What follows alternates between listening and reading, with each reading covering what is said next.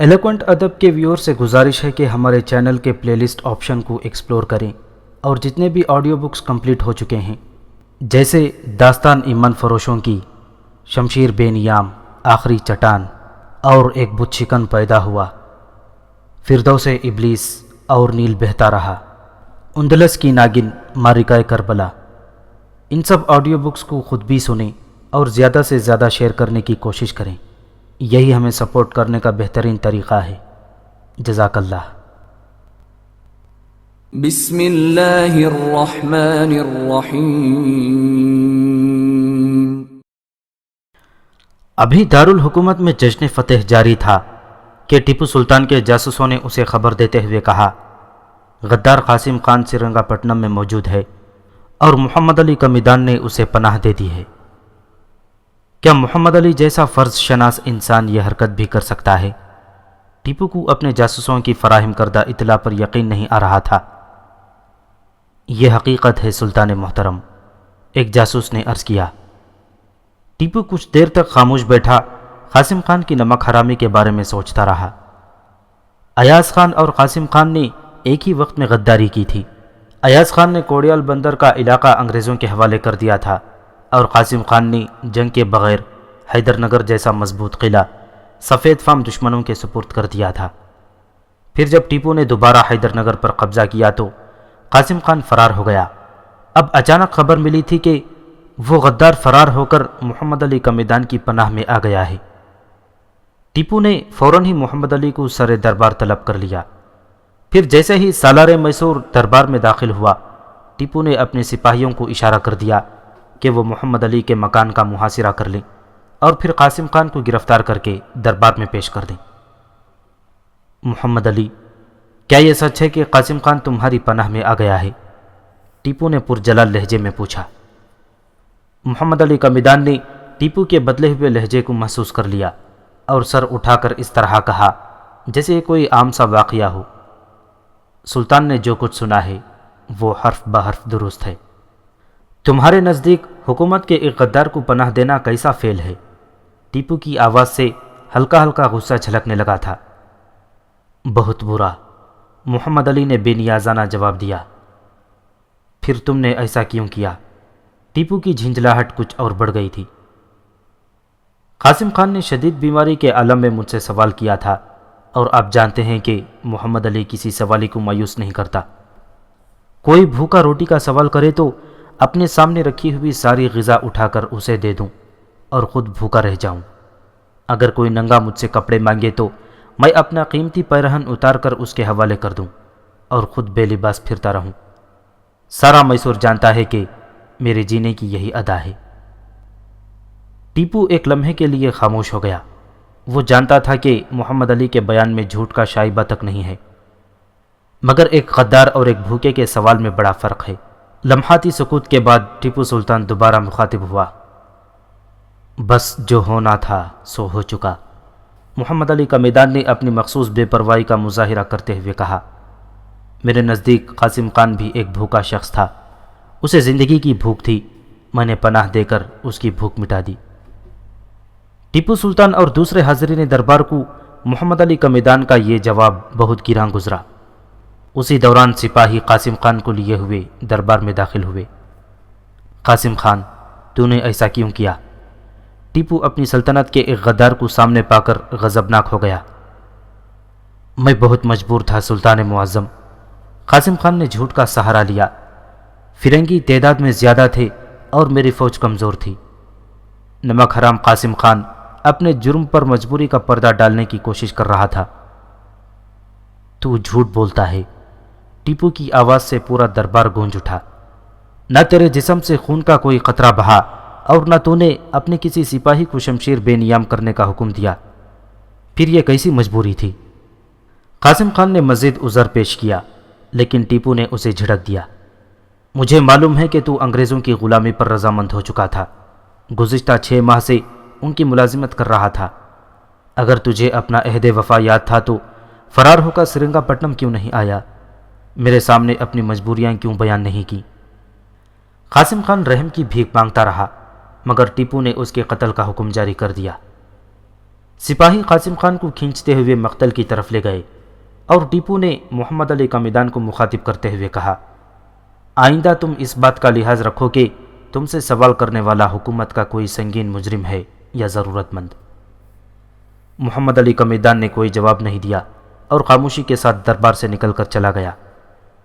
دوسرے دن صبح قاسم خان کو قتل کیا جانا تھا، مگر محمد علی نے مزاحمت کی اور سپاہیوں کو حکم سلطانی پر عمل کرنے سے روک دیا۔ جب ٹیپو سلطان کو اس واقعے کی خبر ہوئی تو اس نے محمد علی قمیدان کو سر دربار طلب کر کے سخت لہجے میں فہمائش کی۔ حکومت کا جاہ و جلال نظم و نسق اور قانون کی بالاتری قائم رکھنے کے لیے ضروری ہے کہ غداروں کو دردناک سزا دی جائے۔ اگر آج ایک قاسم خان چھوڑ دیا گیا تو کل دوسرا قاسم خان کسی دوسرے محمد علی کی پناہ میں چلا جائے گا، پھر قانون کی کیا حیثیت باقی رہ جائے گی اور جرائم کا یہ سلسلہ کہاں جا کر ٹھہرے گا؟ محمد علی قمیدان نے سلطان کی باتوں کو بڑی بے پرواہی سے سنا اور درباری رسم کے خلاف سلام کیے بغیر چلا گیا۔ سلطان کو بے ادبی اور سرکشی کے مظاہرے پر سخت غصہ آیا، مگر وہ محمد علی قمیدان کے سابق جانثاریوں کا خیال کر کے خاموش ہو گیا۔ اسی دن رات کو وزیر اعظم میر صادق محمد علی قمیدان سے ملا۔ میں بھی ریاست کا ایک ملازم ہوں، اس لیے سلطان کے فیصلے پر رائے زنی کا حق نہیں رکھتا، مگر پھر بھی آپ جیسے جانثار سلطنت کے ساتھ یہ سلوک کچھ مناسب معلوم نہیں ہوتا۔ میر صادق بڑی عیاری کے ساتھ دبی ہوئی چنگاری کو ہوا دے رہا تھا۔ تجھے اس سے کیا غرض ہے؟ محمد علی قمیدان نے میر صادق کو ڈانٹ دیا۔ یہ میرا اور سلطان کا معاملہ ہے۔ میر صادق فوراً ہی جانے کے لیے اٹھ کھڑا ہوا، مگر جاتے جاتے بھی ایک زہریلا تیر چھوڑ گیا۔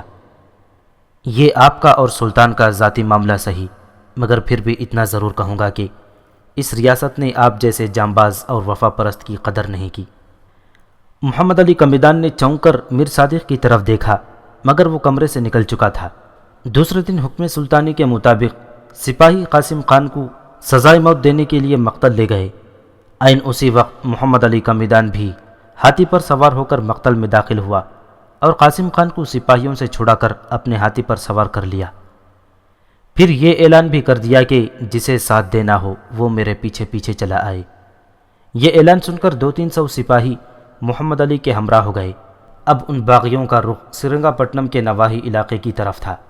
جیسے ہی ٹیپو سلطان کو یہ خبر ملی، اس نے سید حمید اور غازی خان کو حکم دیا کہ وہ محمد علی اور اس کے ساتھیوں کو گرفتار کر لیں۔ ابھی یہ لوگ 3-4 کوس ہی گئے تھے کہ سلطانی لشکر نے انہیں چاروں طرف سے گھیر لیا۔ پھر جب قاسم خان سلطان کے سامنے آیا تو اسی وقت اس کا سر قلم کر دیا گیا۔ دوسرے باغی بھی موت کے گھاٹ اتار دیے گئے اور محمد علی قمیدان کو نظر بند کر دیا گیا۔ سلطان کو اس واقعے سے شدید تکلیف پہنچی۔ وہ اذیت و کرب کے باعث رات بھر نہیں سو سکا۔ نصف شب کے قریب ٹیپو نے شجاعت خان کو طلب کر کے کہا، میں نے بڑی مشکل سے محمد علی کی سرکشی اور نافرمانی کو برداشت کیا ہے۔ بے شک اس جرم کے مقابلے میں اس کی جانثاریوں اور قربانیوں کی فہرست بہت طویل ہے۔ شجاعت خان نے محمد علی کی وکالت کرتے ہوئے کہا، خدا کی قسم وہ مجھے بہت عزیز ہے۔ ٹیپو نے اثر انگیز لہجے میں کہا۔ نواب بہادر اسے اپنا دماغ اور دایاں بازو کہا کرتے تھے۔ پوری ریاست میں اس جیسا ذہین اور بہادر سپاہی کوئی دوسرا موجود نہیں۔ میں اسے کسی بھی حال میں ضائع کرنا نہیں چاہتا۔ محمد علی کو سمجھاؤ کہ وہ اپنی اس غلطی پر تنہائی میں مجھ سے معذرت کر لے، میرا دل اس کی طرف سے صاف ہو جائے گا۔ میں اس کے ایک اشارے پر قاسم خان جیسے کئی مجرموں کو معاف کرنے کے لیے تیار ہوں، مگر مجھ سے سرعام قانون کی یہ توہین برداشت نہیں ہوتی۔ شجاعت خان نے سلطان سے وعدہ کر لیا کہ وہ محمد علی کو اس کی غلطی کا احساس دلائے گا اور پھر محمد علی اپنے اس جرم پر سلطان سے معافی بھی مانگ لے گا۔ اس وقت رات کا پچھلا پہر تھا اور ابھی سورج طلوع ہونے میں کئی گھنٹے باقی تھے۔ شجاعت خان بڑی بے چینی سے رات گزرنے کا انتظار کرنے لگا۔ پھر جیسے ہی سورج طلوع ہوا اور شجاعت خان قید خانے پہنچا تو ایک روح فرسا خبر اس کا انتظار کر رہی تھی۔ محمد علی قمیدان مر چکا تھا اور اس نے ہیرے کی کنی کھا کر خودکشی کر لی تھی۔ شجاعت خان محمد علی قمیدان کی لاش دیکھ کر چیخ اٹھا، کیا موت کو کھیل سمجھنے والا اس طرح کی موت بھی مر سکتا ہے؟ اے خدا ہمارے حال پر رحم فرما۔ یہ کہتا ہوا شجاعت خان قید خانے سے باہر نکلا اور پھر بھاگتا ہوا ٹیپو سلطان کے پاس پہنچا۔ شجاعت خان کی یہ حالت دیکھ کر ٹیپو گھبرا سا گیا۔ کیا کہا محمد علی نے؟ کچھ بھی نہیں کہا اور سب کچھ کہہ دیا۔ شجاعت خان کی سانسیں چڑھی ہوئی تھیں۔ کیا اسے اپنے اس فعل پر ندامت تھی؟ ٹیپو نے پوچھا۔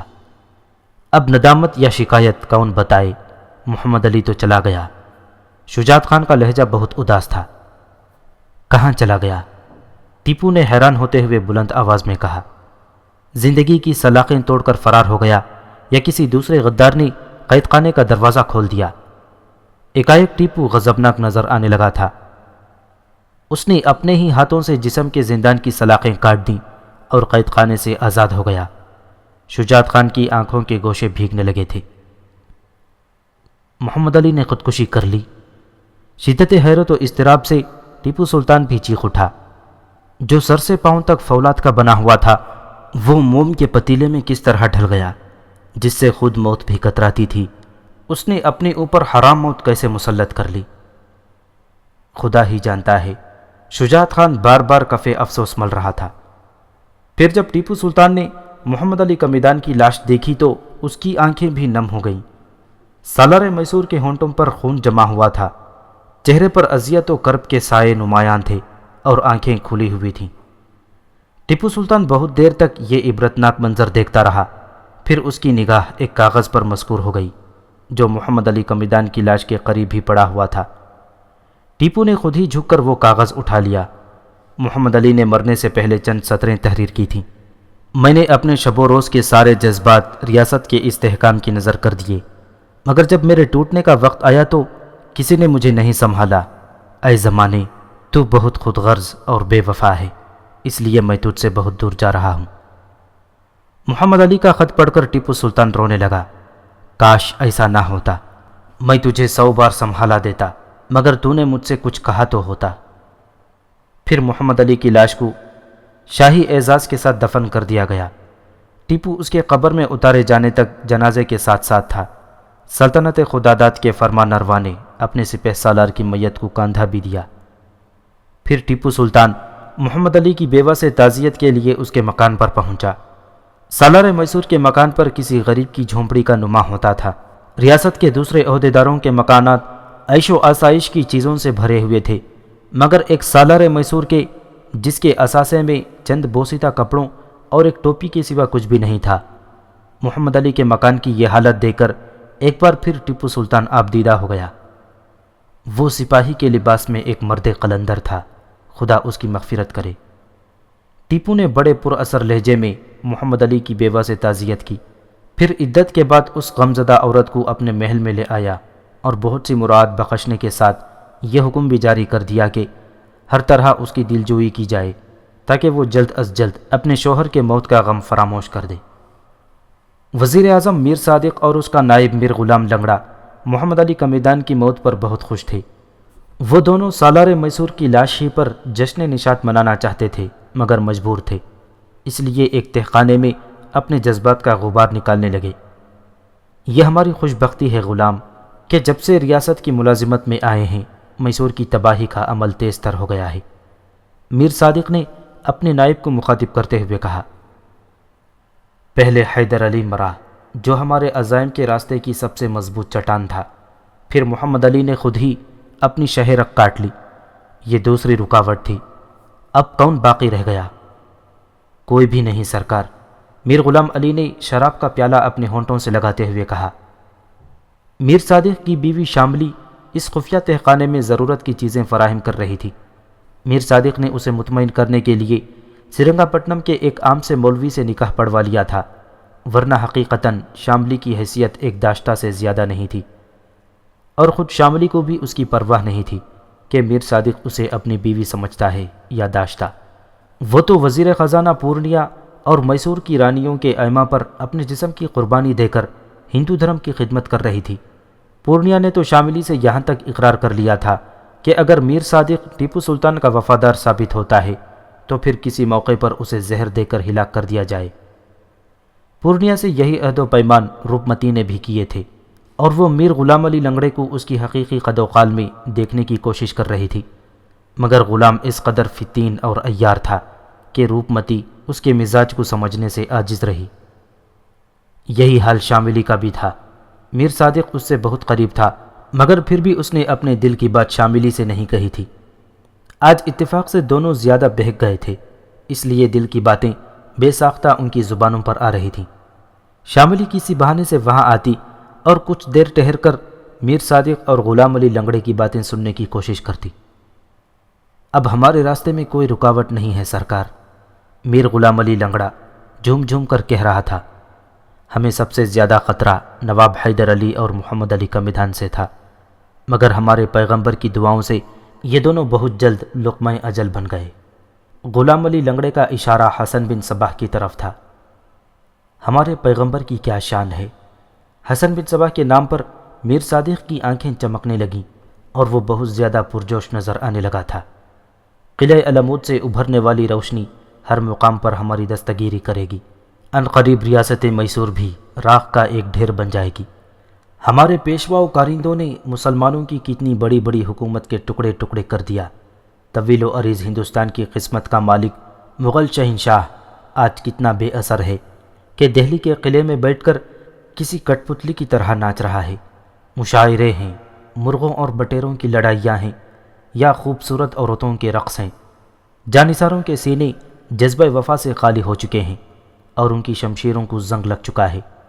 نظام علی خان انگریزوں کے قدموں پر سر رکھ کر سو گیا۔ والا جاہ محمد علی در در بھٹک رہا ہے۔ اگر کبھی وہ ارکاٹ کی طرف واپس آیا بھی تو اس کی گردن میں انگریزوں کا طوق غلامی ہوگا۔ بس ایک ٹیپو رہ گیا ہے۔ شاملی بہت غور سے ان دونوں کی باتیں سن رہی تھی۔ ٹیپو اپنے باپ پر گیا ہے اور بہت سخت جان ہے، اس لیے وہ انگریزوں کی غلامی قبول نہیں کرے گا۔ میر غلام علی لنگڑے نے سلطنت خداداد کی فرمان نروان پر رائے زنی کرتے ہوئے کہا، غلامی نہیں تو پھر موت قبول کرے گا۔ میر صادق نے ہنستے ہوئے کہا، ہمارا مقصد تو یہی ہے کہ ہندوستان میں کسی اسلامی ریاست کا وجود باقی نہ رہے۔ پھر شاملی نے ساری باتیں ریاست کے وزیر مالیات پورنیا کو منتقل کر دیں۔ مجھے تو یہ لوگ مسلمان ہی معلوم نہیں ہوتے، اپنی ہی قوم کی بربادی کے منصوبے بنا رہے ہیں۔ تیرا اندازہ غلط نہیں ہے پورنیا، رانی لکشمما نے ایک پرجوش قہقہہ لگایا۔ اب کیا ہمارا رام راجیہ کا خواب پورا ہو جائے گا؟ ہمیں انتظار کرنا ہوگا مہارانی، پورنیا نے ایک ایک لفظ پر زور دیتے ہوئے کہا۔ پورنیا بہت گہرا انسان تھا، وہ ہمیشہ غیر جذباتی لہجے میں بات کرتا تھا اور اس کے دل پر عقل غالب رہا کرتی تھی۔ کتنا انتظار! رانی لکشمما نے جھنجھلا کر کہا، کیا اس وقت یہ خواب پورا ہوگا جب شمشان میں ہماری چتائیں جل رہی ہوں گی؟ اتنی مضبوط حکومت کی بنیادیں تباہ ہونے میں ابھی بہت وقت لگے گا۔ پورنیا کی آواز جذبات سے خالی تھی۔ ابھی تو ایک ہی ستون گرا ہے، مگر میں سمجھتا ہوں کہ ریاست میں اور بھی جانثار موجود ہیں۔ جب جانثاروں پر غدار غالب آ جائیں گے تو آپ کے خوابوں کی تکمیل ہو جائے گی۔ پورنیا، میں تجھے ہندو ریاست کا وزیر اعظم بنا دوں گی۔ رانی دیواجی متی نے پورنیا کو نئی پیشکش کی۔ میں کسی عہدے کا طلبگار نہیں ہوں مہارانی، پورنیا بہت عیار تھا۔ مجھے تو ہر حال میں اپنے ہم مذہبوں کی بالادستی منظور ہے۔ اگر تو کہے تو ہندو راجیہ کے لیے انگریزوں سے رابطہ قائم کیا جائے۔ رانی لکشمما نے ایک اور تجویز پیش کرتے ہوئے کہا، ابھی ٹیپو کی سلطنت مضبوط بنیادوں پر استوار نہیں ہوئی ہے، یہی موقع ہے کہ ریاست میں ایک بھرپور ضرب لگائی جائے۔ پورنیا حیرت سے رانی لکشمما کی طرف دیکھنے لگا۔ ماضی میں مراٹھے ہماری دعوت پر حملہ آور ہوتے رہے ہیں، مگر وہ حیدر علی کا زمانہ تھا، کسی نہ کسی طرح اس نے میسور کو بچا لیا۔ رانی لکشمما نے اپنے منصوبے کی وضاحت کرتے ہوئے کہا، اب موسم بدل چکا ہے، ٹیپو کو زیادہ مہلت نہیں دینی چاہیے اور مرہٹوں کے ساتھ انگریزوں کو بھی شریک کار بنا لینا چاہیے۔ مہارانی اپنے معاملات کو بہتر سمجھتی ہیں۔ پورنیا بڑی ہوشیاری سے گفتگو کر رہا تھا۔ میں اپنا کام انجام دے رہا ہوں، آپ دوسرے محاذ پر جنگ جاری رکھیں۔ آخر رانی لکشمما اور رانی دیواجی متی نے ایک انتہائی شاطر شخص ترمل راؤ کا انتخاب کر کے اسے مدراس روانہ کر دیا۔ ٹیپو ان تمام سازشوں سے بے خبر ریاست کی تعمیر نو میں مصروف تھا کہ اچانک کورگ کے باشندوں نے بغاوت کر دی۔ نواب حیدر علی کے زمانے میں بھی یہاں کئی بار بغاوت ہو چکی تھی، مگر والی میسور نے اپنی ذہانت سے ہر مرتبہ اس فتنے کو دبا دیا تھا۔ حیدر علی کے مرتے ہی وہاں کے باشندوں نے پھر سر اٹھایا۔ ٹیپو سلطان فوری طور پر 12,000 پیادے، 10,000 سوار اور 22 توپیں لے کر کورگ پہنچا۔ ایک خونریز جنگ کے بعد باغی پسپا ہو گئے، مگر انہوں نے گھنے جنگلوں میں پناہ ڈھونڈ لی۔ پھر موقع ملتے ہی وہ جنگلوں سے برآمد ہوتے اور سلطانی لشکر کو نقصان پہنچا کر جنگلوں میں روپوش ہو جاتے۔ آخر ٹیپو نے پورے جنگل کو کاٹنے کا حکم جاری کر دیا۔ ٹیپو تقریباً 8 ماہ تک کورگ میں مقیم رہا، یہاں تک کہ سارے جنگلات کاٹ دیے گئے اور باغیوں کی محفوظ پناہ گاہیں برباد کر دی گئیں۔ ہزاروں باغی مارے گئے اور ہزاروں عورتوں اور مردوں کو گرفتار کر کے سرنگا پٹنم روانہ کر دیا گیا۔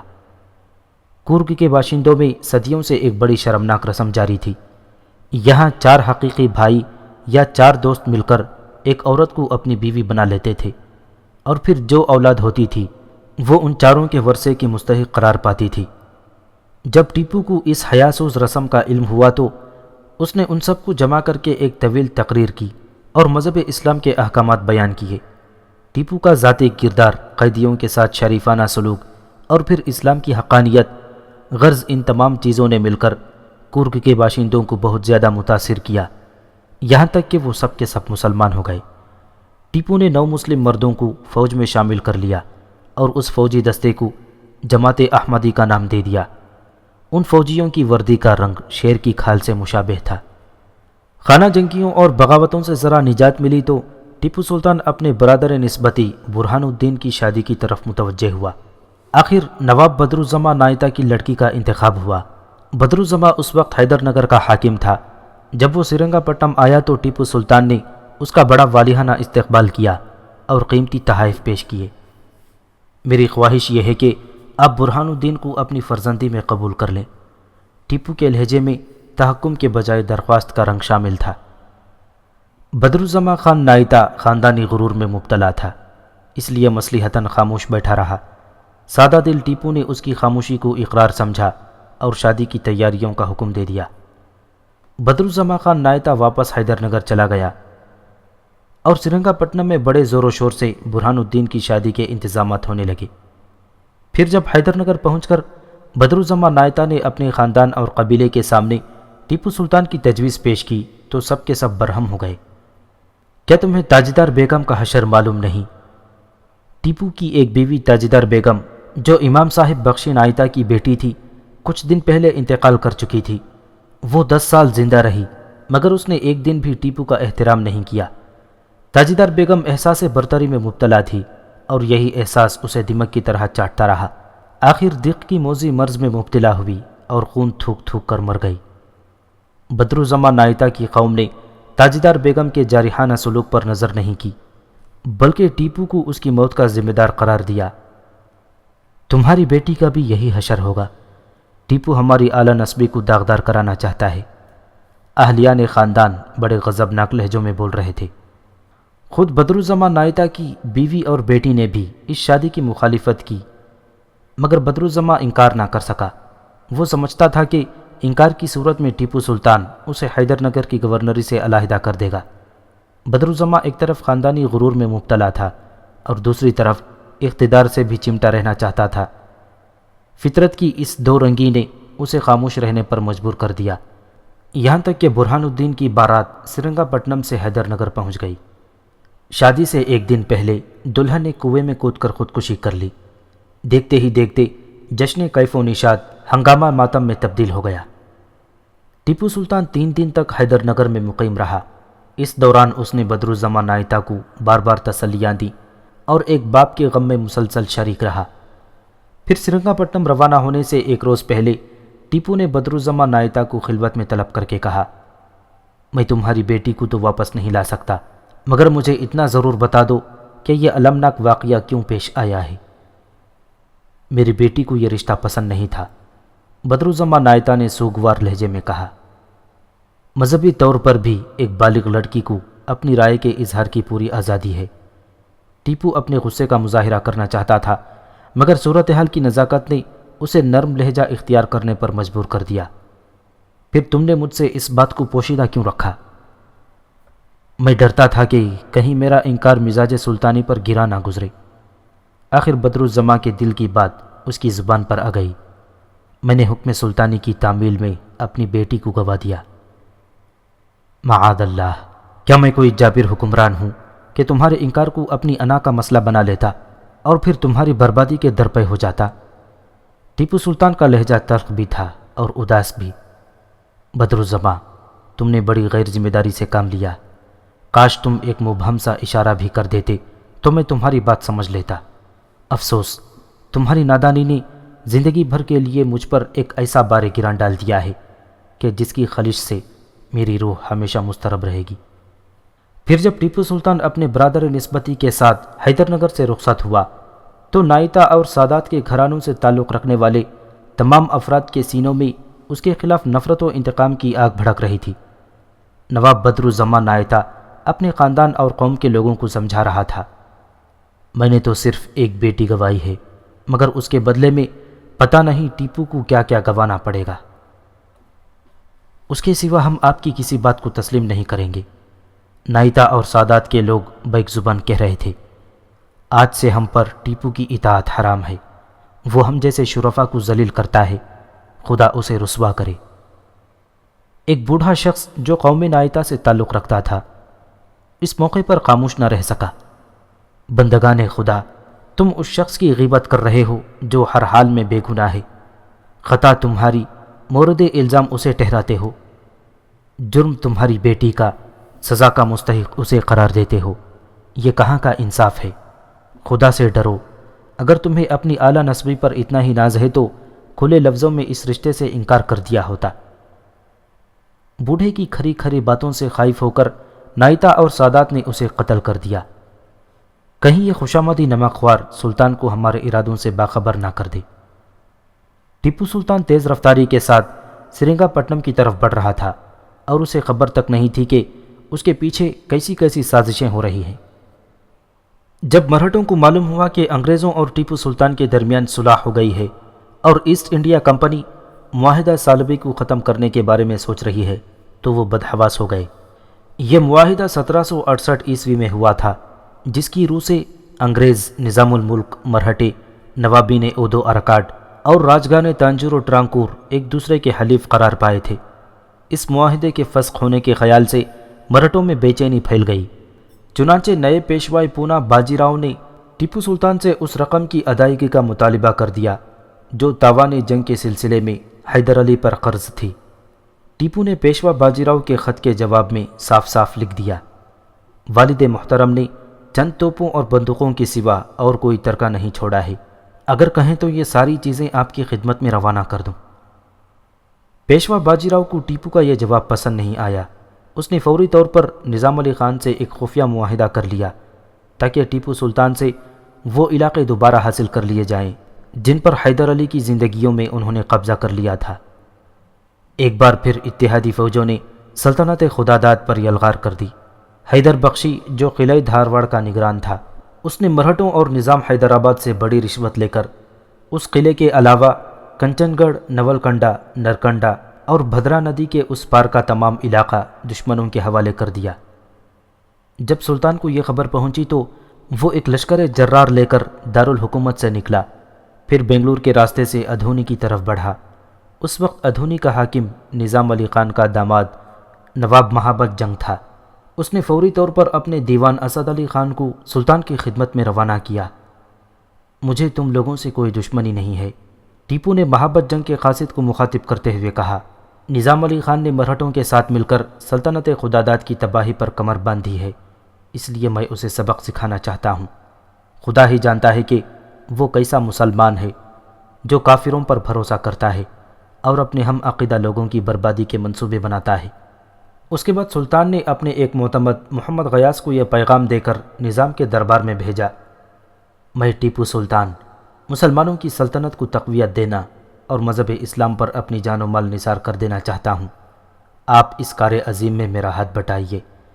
والد محترم نے بارہا مرہٹوں کو ہندوستان کی سالمیت کا واسطہ دے کر سمجھانا چاہا، مگر وہ فطرتاً حریص اور اسلام دشمن ہیں۔ آپ بھی ان کے عہد و پیمان پر اعتبار نہ کیجیے، انہیں جب بھی موقع ملے گا وہ میرے اور آپ کے خلاف حملہ آور ہوں گے، اس لیے بہتر ہے کہ ہم دونوں مل کر اسلام کے ان بدترین دشمنوں کا قلع قمع کر دیں۔ اس کے بعد آپ کو جو علاقے پسند ہوں اپنی تحویل میں لے لیں۔ میں اسلامی سلطنت کے فروغ کے سوا کچھ اور نہیں چاہتا۔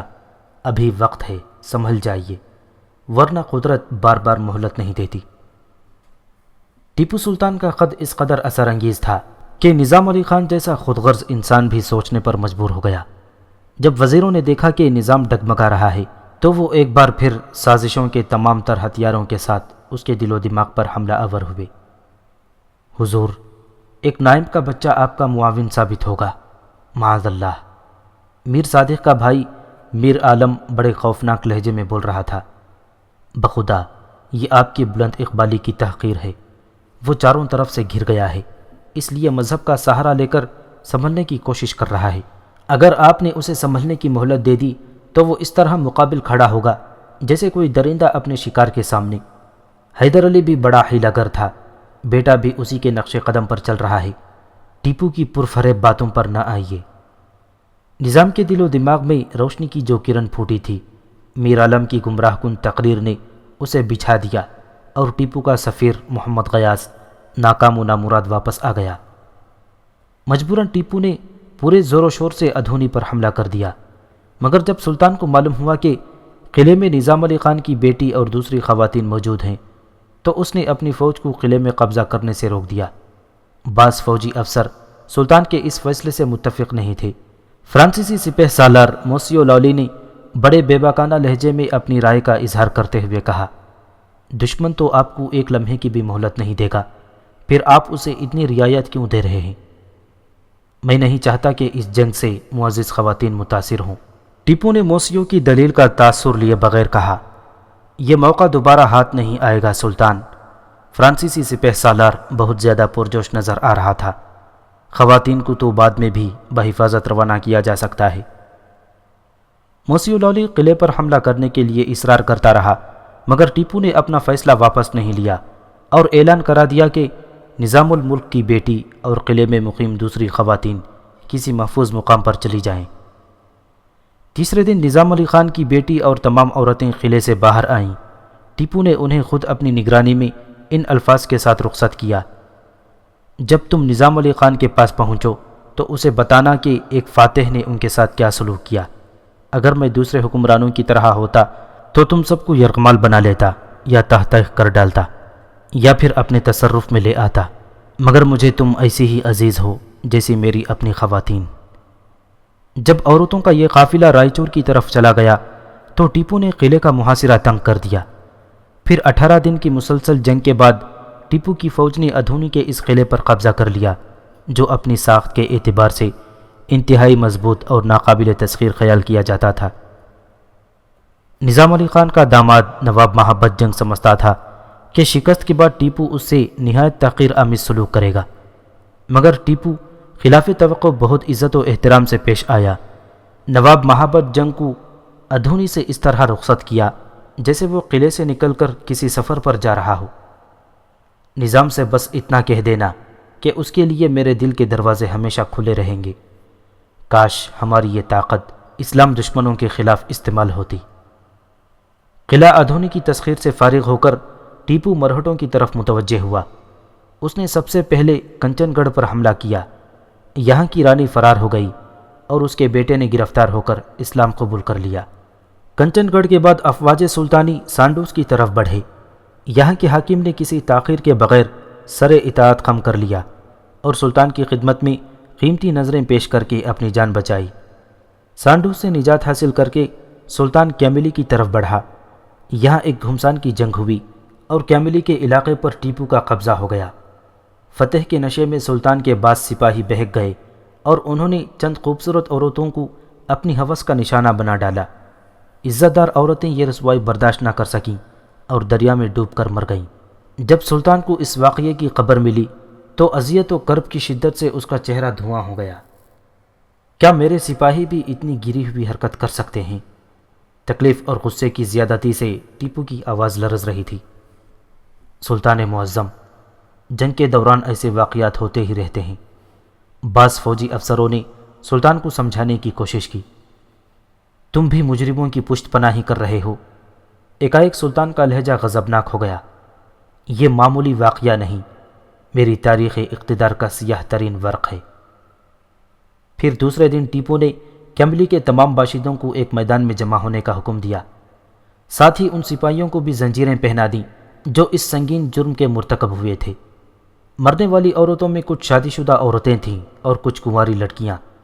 ٹیپو نے ان کے شوہروں، باپ اور بھائیوں کے ہاتھوں میں تلواریں دیتے ہوئے کہا، تمہارے مجرم حاضر ہیں، ان سے اپنی عزت و ناموس کے قتل کا بدلہ لے لو۔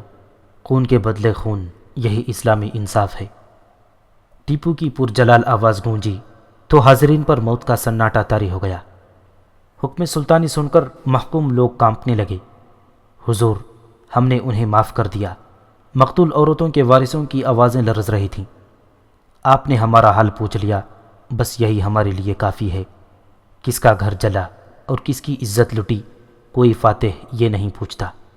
آپ فاتح نہیں، دیوتا ہیں کہ ہمارے غم میں شریک ہوئے۔ عجیب بے چارگی کا عالم تھا کہ جسے دیکھ کر ٹیپو کی آنکھیں بھی نم ہو گئیں۔ بے شک تم نے مجرموں کو معاف کر دیا، مگر میرے قانون کا فیصلہ ابھی باقی ہے۔